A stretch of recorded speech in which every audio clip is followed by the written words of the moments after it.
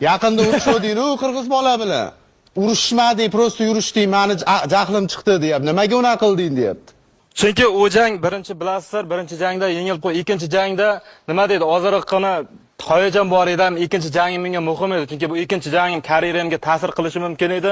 Ham jang qandaydir o'zim ham mana nima edi, ochilib urisha olmadim. O'sha kun juda ham nima yaxshi uxlolmadim. Qandaydir nima deydi, urishalmay ochildim. Agar mana shunaqa bir kuchli tempda chiqsaydim, balki uni birinchi raundda urib uxlatib qo'y. Hozir shunaqa shug'ullanyapman.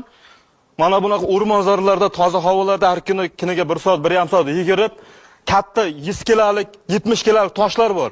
Toshlarni ko'tarib trenirovka qilyapman. Og'ir. Ya'ni sportzalga bormasak-da, ya'ni qanday jaydarichaga tayyorlanyapman. Ya'ni inshaalloh mana 21-sentyabr yani menga chiqayotganlar o'ylab chiqsa yaxshi bo'ladi deb o'ylayman. Chunki bilmayman endi